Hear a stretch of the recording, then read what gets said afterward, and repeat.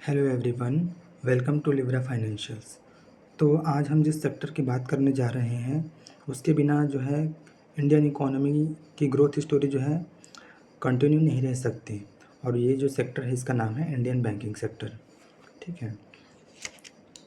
तो इस सेक्टर को जो फर्दर डिस्कस करने से पहले मैं बता देना चाहता हूँ कि इस वीडियो में जो भी स्टॉक्स डिस्कस किए जाएंगे वो सिर्फ एजुकेशनल पर्पस के लिए हैं। वो किसी भी प्रकार से रिकमेंडेशन नहीं होगा और मैं कोई सेबी रजिस्टर्ड एडवाइज़र नहीं हूँ। तो यहाँ जो भी स्टॉक डिस्कस किए जाएंगे वो सिर्फ़ और सिर्फ एजुकेशनल पर्पस के लिए है।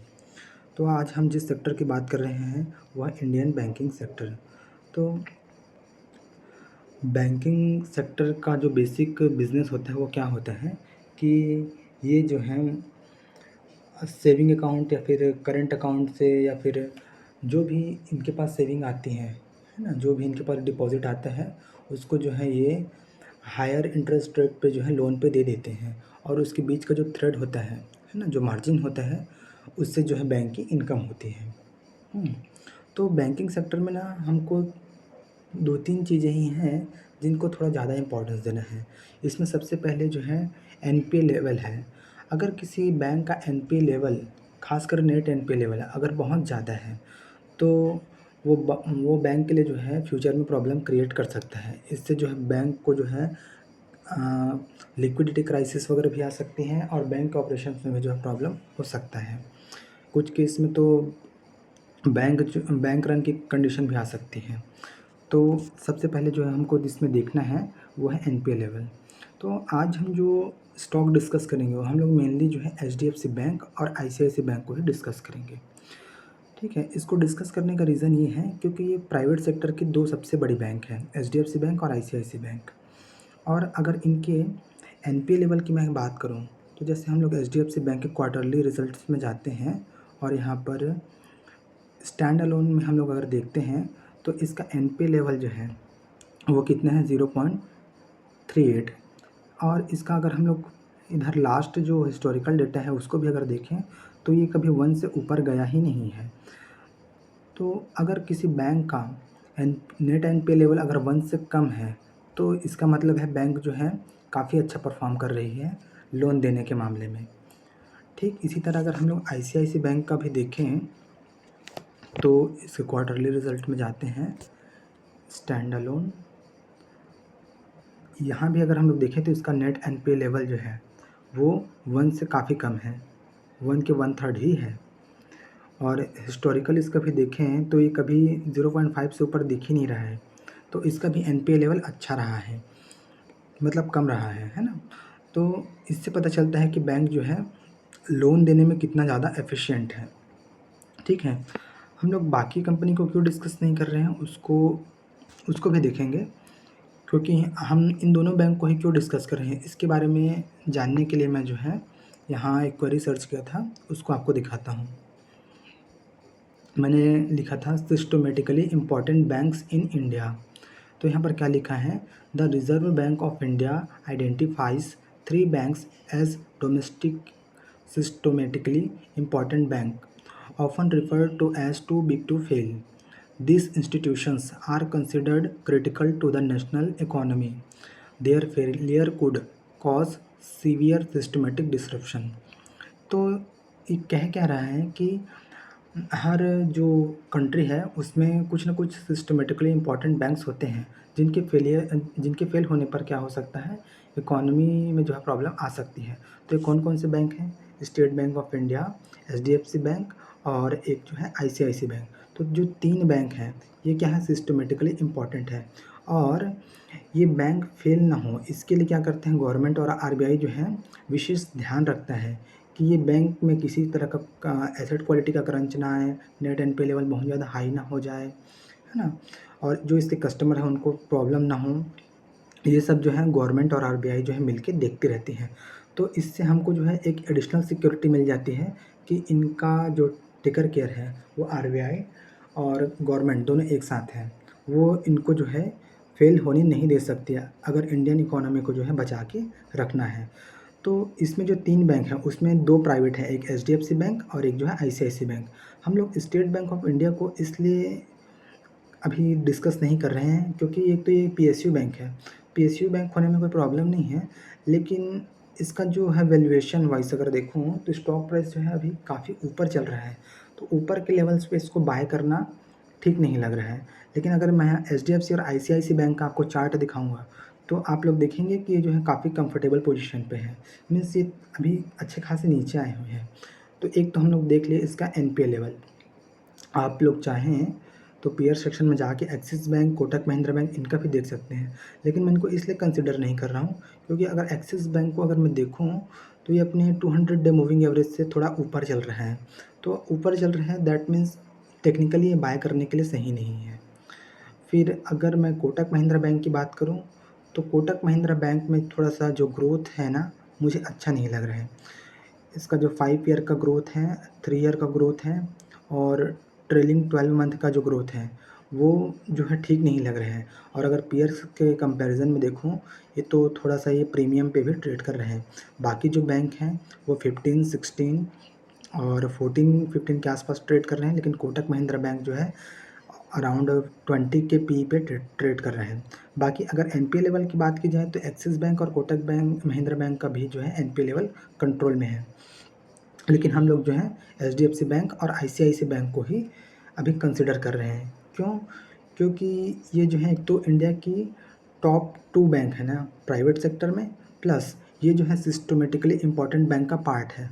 दूसरा ये हुआ, और अगर तीसरी बात की जाए तो इनका जो ग्रोथ जो है, अगर हम लोग इनका ग्रोथ देखें जैसे एचडीएफसी बैंक का ग्रोथ, तो ये 5 ईयर और 3 ईयर में जो है 19% और 18% के अराउंड जो है ग्रो कर रहे हैं। सिमिलरली इसका सेल्स भी देख सकते हो, 5 ईयर और 3 ईयर में जो है 22% और 27% के सीएजीआर से ग्रो कर रहे हैं। लेकिन स्टॉक प्राइस अगर देखा जाए, तो 5 ईयर में तो ओनली 2% के सीएजीआर से ग्रो किए हैं और 3 ईयर में तो माइनस में है, और ट्रेलिंग 12 मंथ में तो -22% है। ऐसे ही अगर हम लोग आईसीआईसी बैंक को अगर देखें, तो इसका ग्रोथ रेट अगर हम लोग देखें, तो 5 ईयर में 24% के सीएजीआर से इसका पैट जो है ग्रो कर रहे हैं, और 3 ईयर में जो है 17% के सीएजीआर से ग्रो कर रहे हैं। और इसका जो सेल्स है, वो 5 ईयर में और 3 ईयर दोनों में जो है 17% के सीएजीआर से ग्रो कर रहा है। लेकिन अगर ट्रेलिंग 12 मंथ में अगर इसका प्राइस देखें, तो ये थोड़ा नीचे आया है, और ग्रोथ के कंपैरिजन में जो है 5 ईयर और 3 ईयर में भी उतना खास इसके स्टॉक प्राइस में ग्रोथ नहीं आया है। तो ये जो है एक वैल्यू बाइंग है, साथ में इसका ग्रोथ भी जो है मॉडरेट है। इतनी बड़ी कंपनीज़ के लिए जो है डबल डिजिट ग्रोथ कर पाना जो है इतना आसान नहीं होता। तो अगर एचडीएफसी बैंक और आईसीआईसी बैंक ऐसा कर पा रही हैं, तो ये जो है काफ़ी अच्छी बात है as a buyers point of view से। ठीक है? तो अब हम लोग इसका चार्ट अगर देखें, तो यहाँ मैं आया, जैसे कि इसमें एसबीआई का पहले से ही चार्ट खुला हुआ है। तो यहाँ देखोगे तो ये काफ़ी ऊपर चले गया था, उसके बाद थोड़ा अभी नीचे आना स्टार्ट किया है ना? तो जो लो बनाया था वहाँ से लेके अब तक जो है ये 74%, 70, 80% के आसपास जो है अप मूव दिखा चुका था, और अभी भी जो है 41% जो है अभी भी अप है ना? तो ये टेक्निकली सही नहीं लग रहा है बाय करने के लिए। अब हम लोग एचडीएफसी का चार्ट देखते हैं। एचडीएफसी बैंक का चार्ट देखें, तो ये अपने टॉप से कितना डाउन है। अगर इसका टॉप से देखें तो ये 25% डाउन है। तो इस तरह की कंपनी जब कभी भी 15, 20, 25% के 15, 20, 25% अगर डाउन साइड दिखाती है, तो ये एक ना बाइंग अपॉर्चुनिटी हो जाता है। ठीक है? कुछ सेंटिमेंट के नाम से भी नीचे आ जाते हैं। जो भी रीज़न हो, अगर ऐसी कंपनी अगर 15, 20 या 25% के आसपास डाउन आता है अपने लाइफ टाइम हाई से, तो ये एक जो है बाइंग अपॉर्चुनिटी हो जाता है। अगर हम लोग देखें कि पास्ट में कभी क्या ये 15% के आसपास डाउन आया था अपना लाइफ टाइम हाई से, 20% के आसपास आया था। अगर इसको हम लोग 15% में भी खरीदते और इसको लाइफ टाइम हाई में यहाँ पर अगर हम लोग बेच देते, तो भी यहाँ पर हमको जो है 241 डेज़ में जो है 18% का गेन मिल जाता, जो कि एक अच्छा गेन है। ख़ासकर ब्लू चिप कंपनी जो कि काफ़ी जल्दी से अपमूव नहीं दिखाती, उसमें अगर इतने कम टाइम में 18% के आसपास का गेन अगर मिलता है तो वो काफ़ी अच्छी बात है। सिमिलरली जो ये लाइफ टाइम हाई बना था इसका, वहाँ से 24% डाउन है, और अगर इसको यहाँ खरीदते हैं, यहाँ आसपास कहीं भी खरीदते हैं, तो ये जो है इतना 24% का मूव हमको दिखा देता है। मैं इसमें मूविंग एवरेज यूज़ नहीं कर रहा हूँ, क्योंकि मूविंग एवरेज यूज़ करने की ज़रूरत नहीं है इसमें। इसमें बस ऐसा है, टॉप से 20 या 15% अगर डाउन आ जाए तो ख़रीद लो। एग्जैक्ट बॉटम जो है कोई पकड़ नहीं पाता, कोई भी नहीं पकड़ पाता। तो अभी देखा जाए तो सिचुएशन ऐसी है कि लगभग बॉटम बन चुका है, फिर इतना नीचे आए ऐसा तो मुझे लगता नहीं है ना? तो अगर यहाँ से अगर देखें अपसाइड पोटेंशियल कितना है इसका, तो इसका अपसाइड पोटेंशियल जो है 33% दिखता है एचडीएफसी बैंक में। फिर आईसीआईसी बैंक,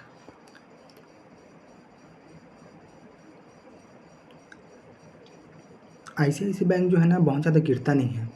आप लोग कभी भी देखना, जैसे कि इसका चार्ट देखोगे तो ये बहुत ज़्यादा नहीं गिरता, सिर्फ 12% यहाँ पर गिरा था। इसके पहले कितना गिरा था? 8% के हिसाब से। जैसे यहाँ पर देखें तो ये कितना गिरा था? 10%।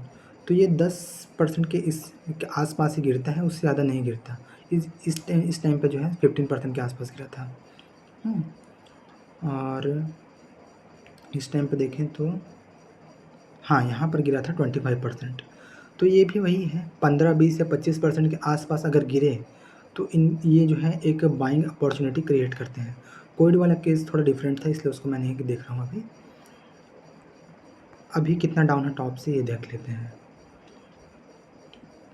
अगर टॉप से देखा जाए तो ये 15% के आसपास जो है डाउन है, तो ये भी मुझे एक बाइंग अपॉर्चुनिटी नज़र आती है। अगर यहाँ पर ख़रीदें और इसको टॉप तक रखें तो ये भी जो है 18% के आसपास जो है गेन दिखा दे रहा है ना?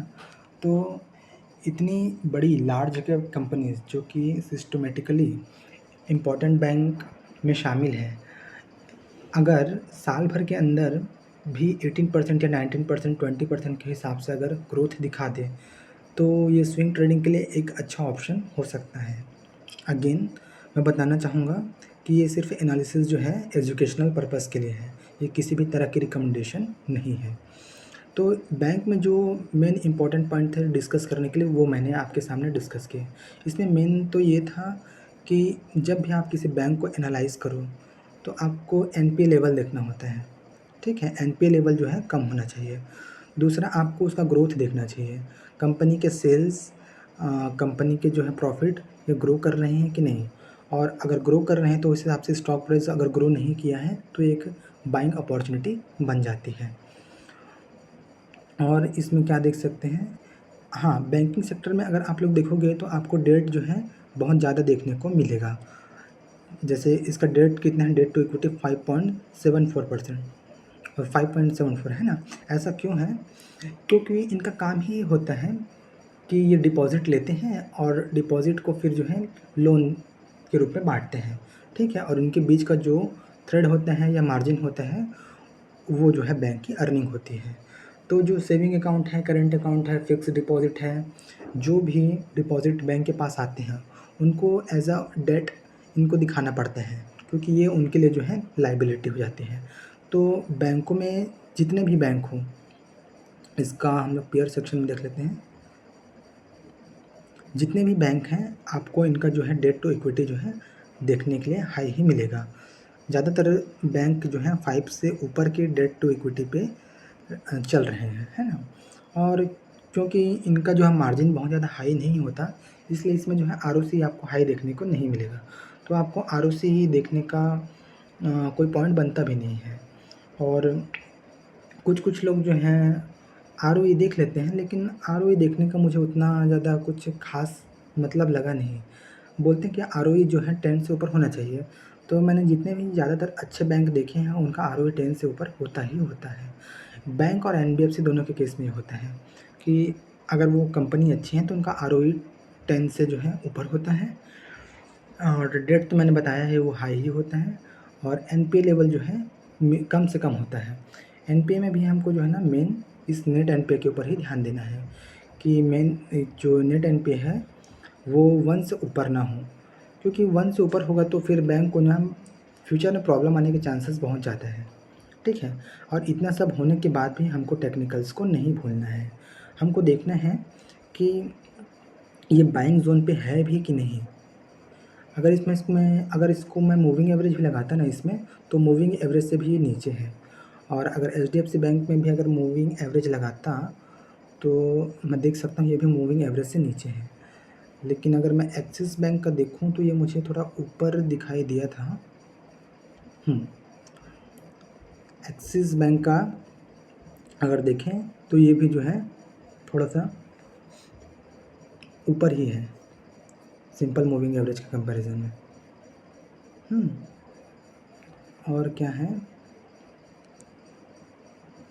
और एक और बैंक कौन सा था? एसबीआई। एसबीआई भी देख लेते हैं।